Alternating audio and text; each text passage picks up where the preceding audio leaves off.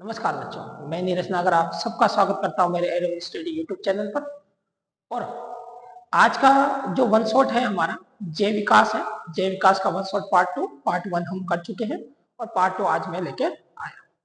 Part two में आज हम पढ़ने वाले हैं बेटा कि किस प्रकार से जो जीव की उत्पत्ति हुई है, उन जीव की उत्पत्ति में जो जीव बने हैं वो जीव समय के अनुसार किस प्रकार से उनमें उनके जो लक्षण हैं उनमें कैसे परिवर्तन आया है, कैसे कैसे नए नए लक्षणों का विकास हुआ है, कौन से लक्षण जो है उन्होंने अर्जित किए, कौन से लक्षण जो है समय के अनुसार धीरे धीरे विलुप्त होते गए हैं, उन सब चीजों के बारे में हम पढ़ने वाले हैं। ठीक है, तो अब इन चीजों के संदर्भ में है बेटा कि कई सारे ऐसे सिद्धांत दिए गए हैं जिनके आधार पर हम बताते हैं कि नए जीवों का विकास या एक जाति से दूसरी विकसित जाति का निर्माण किस प्रकार से हुआ है।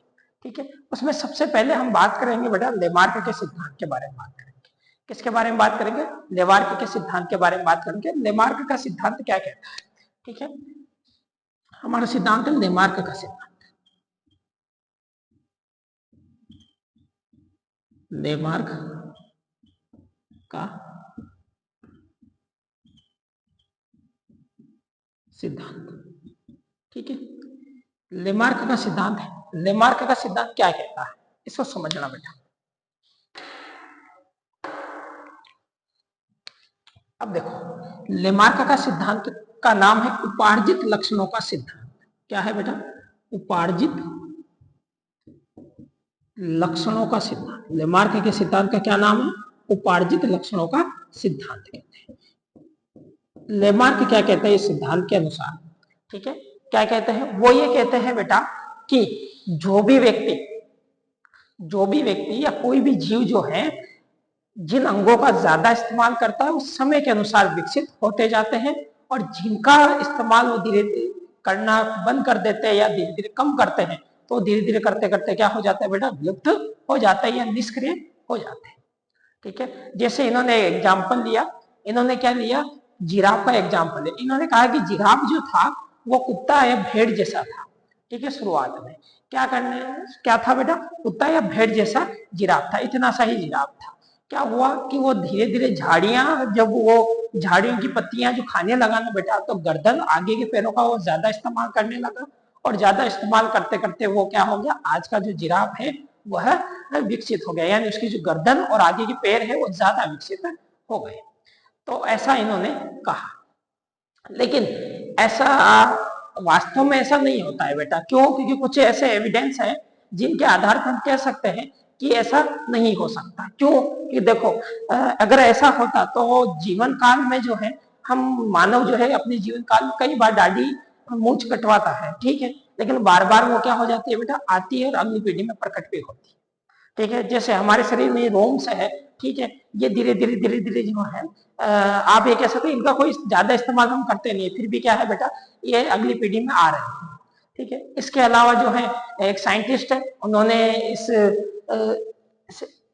आप ये कह सकते हैं लेमार्क के सिद्धांत को खंडित करने के लिए एक्सपेरिमेंट भी किया उन्होंने, जिनका नाम है विजमैन। और विजमैन ने क्या किया बेटा कि चूहों की कुछ प्रजातियां लिया, उन चूहों की कुछ प्रजातियों की पूंछ काटी और आपस में संकरण करवाया। ऐसे करते हुए उन्होंने नई नई पीढ़ियां तैयार की। उन्होंने जब 18वीं 19वीं पीढ़ी जब तैयार की बेटा, उसमें भी क्या प्राप्त हुआ? उनको पूंछ प्राप्त हुआ। जबकि लेमार्क ने क्या कहा कि जिन अंगों का हम इस्तेमाल कम कर रहे हैं वो धीरे धीरे विलुप्त हो जाते हैं। तो चूहों में भी ये पूंछ नहीं आनी चाहिए, क्योंकि उन्होंने पहले ही क्या कर दिया था बेटा? पूंछों को काट दिया था और फिर उसके बाद निषेचन करवाया। तो समय के अनुसार पूंछ नहीं आनी चाहिए, जबकि ऐसा होता है, पूंछ भी आती है।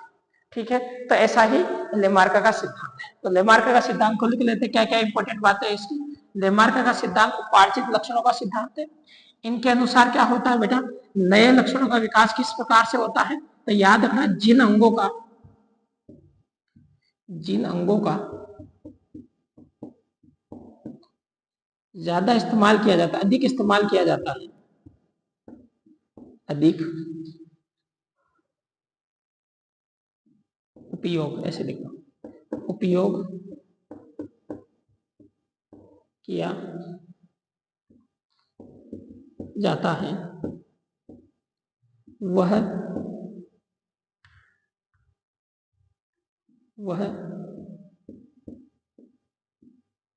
समय के अनुसार विकसित होते जाते हैं,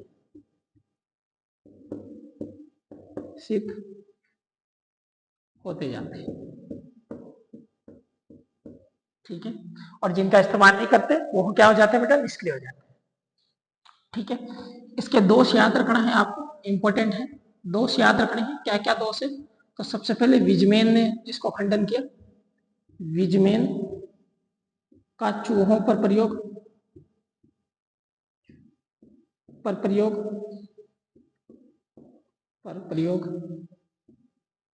प्रयोग। ठीक है, दूसरा क्या है, मानव का कई बार दाढ़ी मूंछ का कटवाना, मानव का अपने जीवन काल में अनेक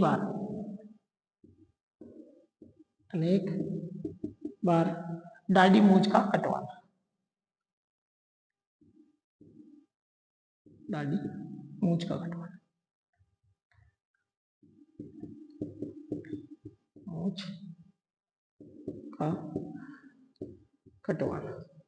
ठीक है, ये बातें आपको याद रखनी। और पहलवान का बेटा पहलवान होना, जैसे आप ये कह सकते हो कि अगर व्यक्ति ने आप इनके अनुसार ये भी हो गया कि जैसे किसी व्यक्ति ने ज्यादा इस्तेमाल किया, जैसे उसने जिम की और बड़ी अच्छी खासी एक्सरसाइज करते हुए अपनी बॉडी बनाई, सिक्स पैक बनाए। ठीक है, तो आने वाली जो पीढ़ी होगी वो भी क्या होंगे, सिक्स पैक वाले होंगे। ऐसा होता है क्या? नहीं होता। उसके स्वयं को मेहनत नहीं करेगा जब तक उसके अंदर कोई परिवर्तन, उसके शरीर में कोई परिवर्तन नहीं आने वाला है। ठीक है, तो ये लेमार्क का सिद्धांत है। ठीक है, आगे बात करते हैं। इनका उदाहरण क्या याद रखोगे? जिराफ का एग्जाम्पल क्या याद रखोगे बेटा? जिराफ का एग्जाम्पल दिया। इन जिराफ के बारे में बताया कि जिराफ पहले कुत्ते जैसा था और धीरे धीरे आज का जिराफ विकसित किस प्रकार से हुआ, इन्होंने इस बात को बताया। अब दूसरा हम पढ़ते हैं बेटा डार्विन का सिद्धांत। किसका सिद्धांत? डार्विन का सिद्धांत।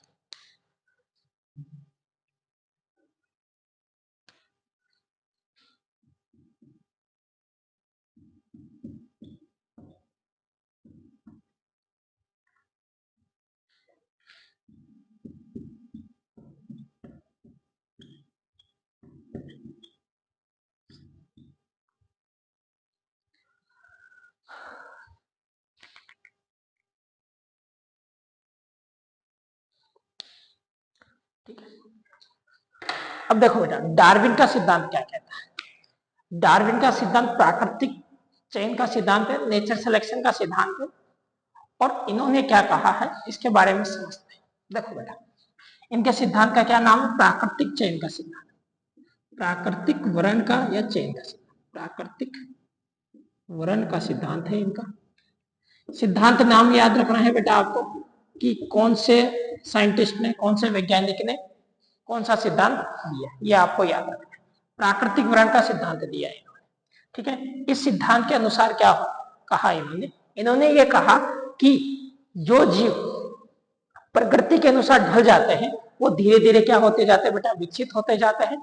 जो प्रकृति के अनुसार नहीं ढलते उनका प्रकृति चयन नहीं करती और धीरे धीरे क्या हो जाते हैं बेटा? विलुप्त हो जाते हैं।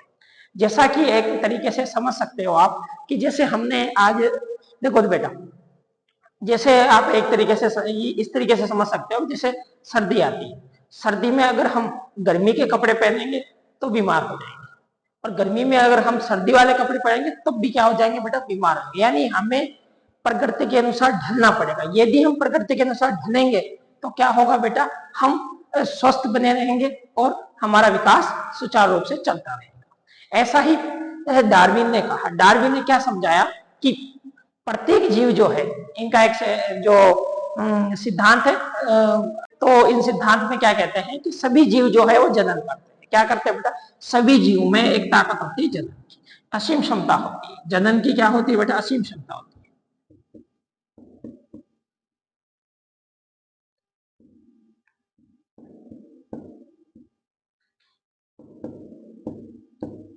असीम क्षमता होती है जनन की। इनके अंदर क्या होती है बेटा? असीम क्षमता होती है। ठीक है, अब असीम क्षमता होती है, ठीक है,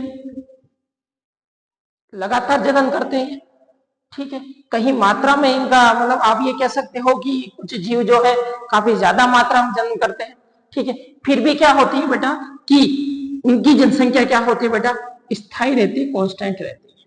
क्या रहती है बेटा, स्थायी रहती है, कांस्टेंट। ठीक है, ऐसा क्यों होता है, ऐसा इसलिए होता है क्योंकि कई सारे ऐसे कारक है, कई सारे ऐसे फैक्टर हैं जो क्या करते हैं बेटा, इफेक्ट डालते हैं और सभी जीवों को क्या नहीं होने देता बेटा, विकसित नहीं होने देते। तो कौन कौन से ऐसे कारक हैं जो सभी जीवों को विकसित नहीं होने देते या उनकी जनसंख्या आगे नहीं बढ़ पाती। तो जैसे उन्होंने कहा, जैसे आप ये समझ सकते हो कि सभी जीव जो हैं उनके मध्य स्पर्धा होती है बेटा। क्या होती है बेटा, स्पर्धा होती है। अब ये स्पर्धा दो प्रकार की हो सकती है, एक तो हो सकती है अंतरजातीय,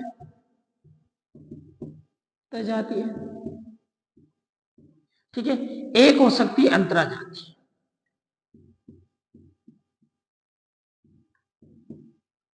जातीय हो सकती है, एक तो अंतरजातीय हो सकती है। अंतरजातीय मतलब आपने कोई कुत्ता है, ठीक है, उस दो कुत्ते हैं, इन दो कुत्तों को एक रोटी डाल तो इसके मध्य जो संघर्ष हुआ है, ठीक है, उसे हम कहते हैं बेटा अंतराजातीय। लेकिन यदि आप जैसे चूहा है, चूहा, ठीक है, इसकी तरफ कौन बेटा, बिल्ली आकर्षित होती है, ठीक है, और बिल्ली कुत्ता, ठीक है। तो यानी चूहे को देखकर बिल्ली की तरफ, बिल्ली का झपटना और बिल्ली को देखकर कुत्ते का झपटना, तो इनके मध्य जो आपस में दो जातियों के मध्य जो आपस में संघर्ष होता है, ठीक है, भोजन के लिए, उसे हम कहते हैं बेटा अंतराजातीय। ये है हमारा एक ही जाति के मध्य होता है वो अंतरजातीय। तो अंतरजातीय स्पर्धा होने के कारण भी क्या होती है बेटा, जातियां विकसित नहीं हो पाती। यानी जो जातियां हैं वह भोजन के लिए स्पर्धा करती है और स्पर्धा में उत्तम जाति जो होती है वही क्या कर पाती है बेटा, जीवित रह पाती है। इसके अलावा और भी बात कर सकते हैं अपन, और क्या हो सकता है, योग्यतम जीव का ही चुनाव, जो फिटनेस होती है, फिट होती है जो जातियां योग्यतम होती है,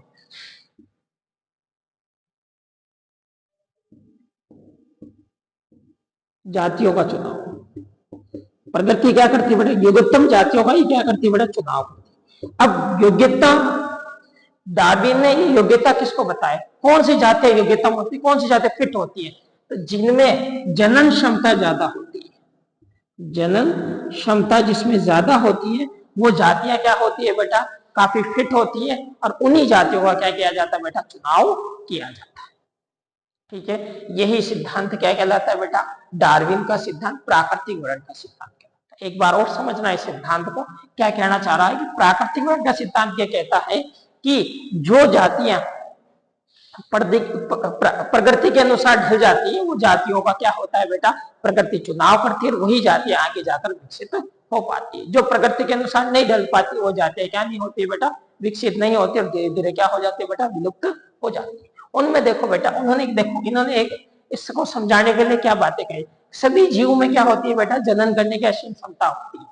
यानी सारे जीव जो है वह पर्याप्त मात्रा में जनन करते हैं अपनी संतान को बढ़ाने, अपने वंश को बढ़ाने के लिए, सॉरी, अपने वंश को बढ़ाने के लिए क्या करते हैं, पर्याप्त मात्रा में वो जनन करते हैं।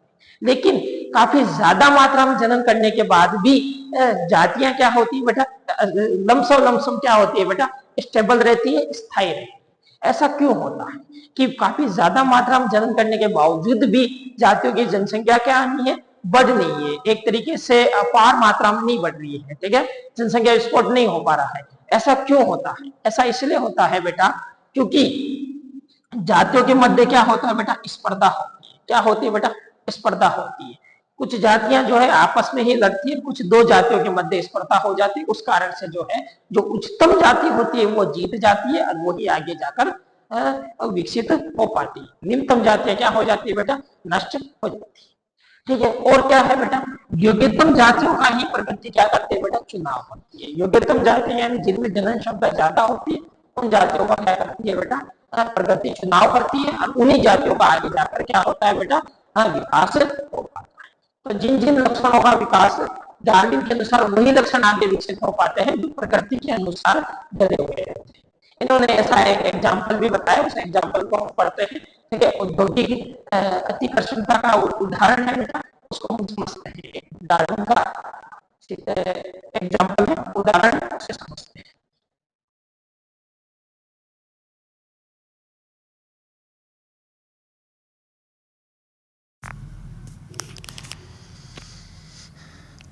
देखो बेटा, औद्योगिक अतिकर्षणता पढ़ेंगे अपन।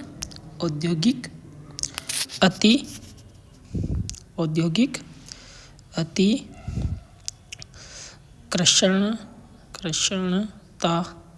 औद्योगिक अतिकर्षणता का एक उदाहरण पढ़ेंगे। यह उदाहरण जो है किस पर किया था इन्होंने, तो ये उदाहरण जो है बेटा, ये उदाहरण मौत पर किया था।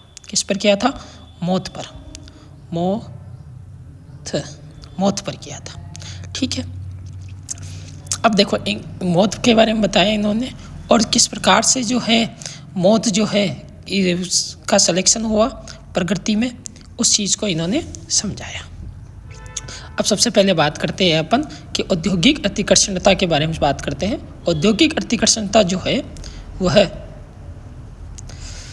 दो प्रकार से बांटते हैं। ठीक है, औद्योगिक अतिकर्षण, एक तो 1850 के बारे में बात करेंगे, जो औद्योगिकरण से पहले की बात है। कैसी बात है? औद्योगिकीकरण। ठीक है, औद्योगिकरण से पहले की बात है। ठीक है, और एक है बेटा 1920 की बात है, यह औद्योगिकरण से बाद की बात है। औद्योगिकीकरण से बाद की बात है। ठीक है, इंग्लैंड की कहानी है ये याद रखना है। ठीक है, अब देखो दो कंडीशन आती है। एक तो होता है बेटा कि पर्यावरण क्या होता था बेटा? शुद्ध होता था। पर्यावरण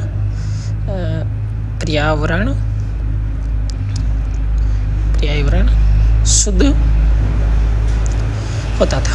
अब पर्यावरण शुद्ध होता था ना बेटा, तो पर्यावरण शुद्ध होने के कारण जो है पेड़ों की जो छाल है, क्या थी बेटा? पेड़ों की छाल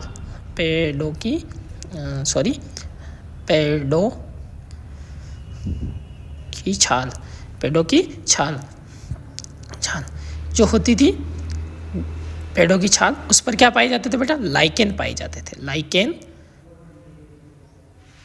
जाते थे। ठीक है, लाइकेन पाए जाते थे। तो लाइकेन पाए जाने के कारण जो है, अब देखो बेटा, वायु प्रदूषण नहीं था, तो वायु या फिर ये कह सकते हो पर्यावरण शुद्ध होने के कारण जो है लाइकेन पाए जाते थे। लाइकेन क्या होते हैं बेटा? SO2 के प्रति संवेदनशील होते हैं। ठीक है, SO2 से गैस जो होती है उसके आप ये मान सकते हैं, जहाँ SO2 गैस जो है, या फिर आप ये कह सकते हैं पर्यावरण अशुद्ध होता था, वहाँ लाइकेन नहीं पाए जाते थे। ठीक है, तो लाइकेन जो है पॉल्यूशन का क्या होता था बेटा? अच्छा स्रोत माना जाता था। जहाँ लाइकेन है वहाँ नहीं है, तो लाइकेन अब पाए जाते थे, तो पेड़ों की छाल क्या होती थी बेटा? वाइट कलर की हो जाया करती थी, सफ़ेद रंग की हो जाती थी। पेड़ों की छाल जो है वो सफ़ेद रंग की दिखाई देने लगती थी। पेड़ों की छाल सफ़ेद, लाइकेन के कारण क्या है बेटा? पेड़ों की छाल ढक जाती थी, चारों तरफ लाइकेन होते थे, तो सफ़ेद रंग की लाइकेन मतलब छाल दिखाई देने लगती थी। ठीक है, अब सफ़ेद रंग की छाल है, तो पहली कंडीशन तो ये आपको देखने को मिली। अब दूसरी कंडीशन देखते हैं कि औद्योगिकरण के बाद क्या हुआ। औद्योगिकरण के बाद क्या हुआ बेटा? पर्यावरण जो है वो क्या हो गया बेटा? प्रदूषित हो गया। पर्यावरण क्या हो गया बेटा? प्रदूषित हो गया। ठीक है, वायु क्या हो गई? दूषित हो गई। तो वायु दूषित हो गई। अब हमने क्या कहा कि लाइकेन पॉल्यूशन के प्रति ये होते हैं, तो लाइकेन क्या हो गए बेटा? विलुप्त हो गए। लाइकेन क्या हो गए? विलुप्त हो गए। लाइकेन विलुप्त होने के कारण जो है पेड़ों की छाल जो है वो कैसी होने लगी बेटा? काली होने लगी। पेड़ों की छाल काली होने लगी। ठीक है, पेड़ों की छाल काली होने लगी। अब पेड़ों की छाल जो है काली होने लगी। अब देखो बेटा, अब इन्होंने जो है मौत की दो प्रजातियाँ ली। ठीक है, कितनी प्रजातियाँ? दो प्रजातियाँ। एक प्रजाति तो है बेटा सफ़ेद पंख वाली मौत। कैसी है? सफ़ेद पंख वाली मौत, लाइट विंड मौत। ठीक है, एक है बेटा डार्क विंड यानी काली पंख वाली मौत। ठीक है, काली पंख वाली मौत। अब देखो बेटा ये दो हो गई है। अब दो प्रकार की प्रजातियां, अब इसमें पहली कंडीशन डालते हैं। और पहली कंडीशन में क्या, पेड़ों की छाल क्या थी, सफ़ेद थी, तो यहाँ छद्मावरण किसका हो पा रहा था, सफ़ेद पंख वाली का हो पा रहा था। काली जो है वो आसानी से दिखाई दे पा रही थी। ठीक है, तो काली जब आसानी से दिखाई दे पा रही तो जो सिलेक्शन किसका होगा बेटा, सफ़ेद पंख वाली। क्यों कि सफ़ेद क्या हो जाएगी बेटा, छिप जाएगी और काली नहीं छिप पाएगी। ठीक है, ये आपको याद रखना है। ठीक है, अब सफ़ेद पंख वाली जो है छद्मावरण करके जो है वो क्या करेगी बेटा, छिप जाएगी और धीरे धीरे जो है काली पंख वाली मौतों को पक्षी जो है वो क्या करने लग जाएंगे, खाने लग जाएंगे और पक्षी नष्ट हो जाएंगे। तो छद्मावरण किसका होगा, छद्मावरण होगा सफ़ेद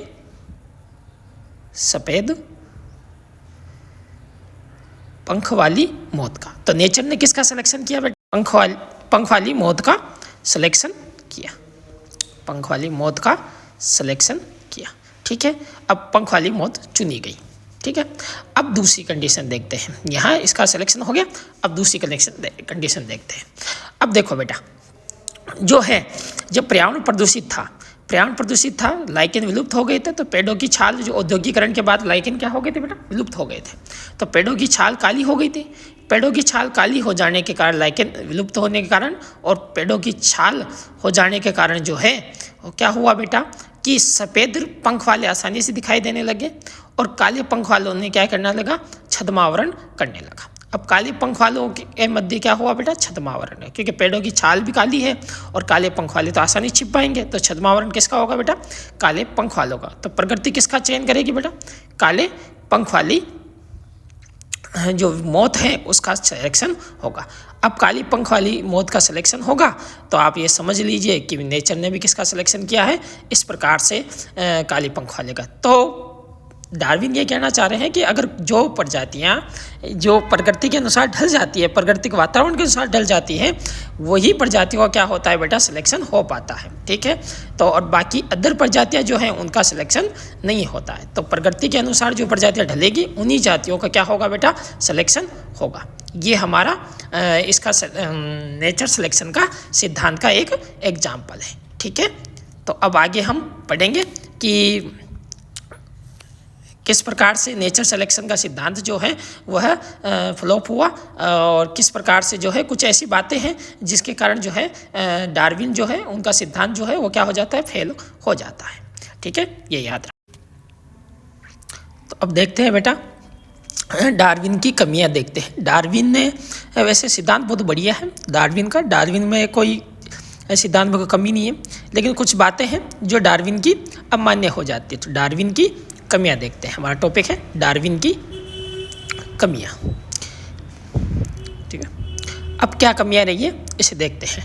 डार्विन ने क्या कहा था बेटा, बहुत बढ़िया है, उनमें डार्विन की जो सिद्धांत है उनमें कोई कमी ऐसे है नहीं, लेकिन डार्विन में एक ही चीज़ है, कुछ बातें कुछ कथन है वो उनके ऐसे कह सकते हैं आगे जाकर क्या नहीं हो पाए बेटा, एक तरीके से समझ सकते हो कि वो है प्रूव नहीं हो पाए आगे जाकर। ठीक है, तो अब देखते हैं पहली जो कमी रही है उनकी वो है, पहली कमी रही है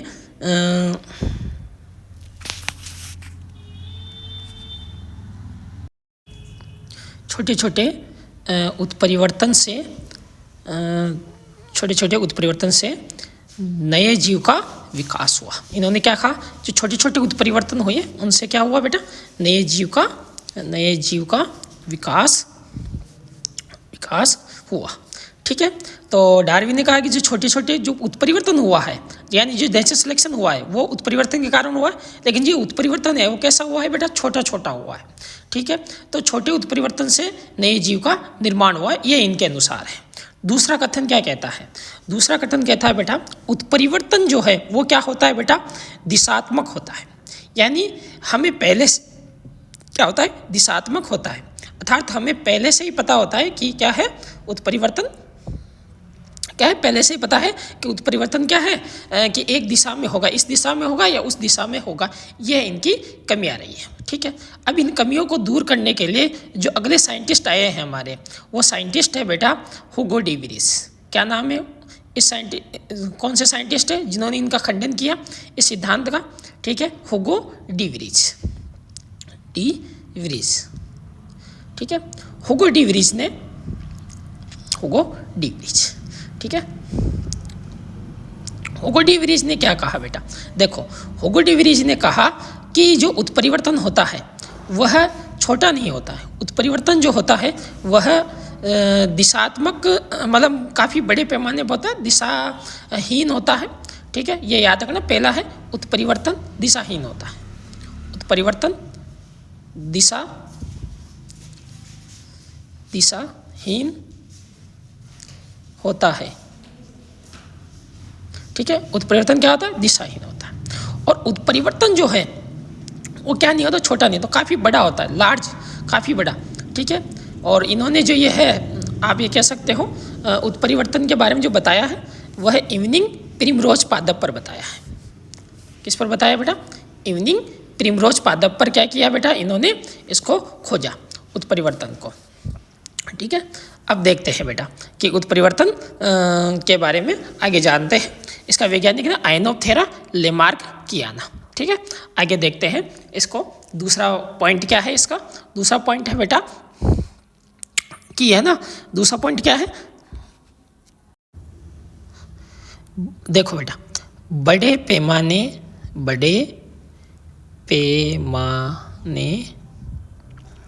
पर होने वाले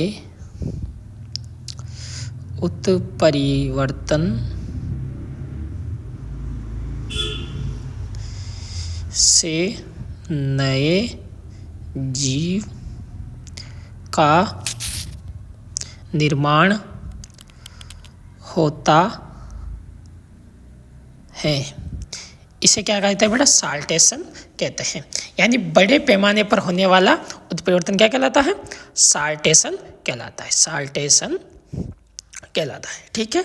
तो उत्परिवर्तन क्या है, उत्परिवर्तन का मतलब हो गया कि बहुत बड़े पैमाने पर क्या हो बेटा, उत्परिवर्तन हो, जिससे क्या हो जाए बेटा, नई जाति का निर्माण हो जाए।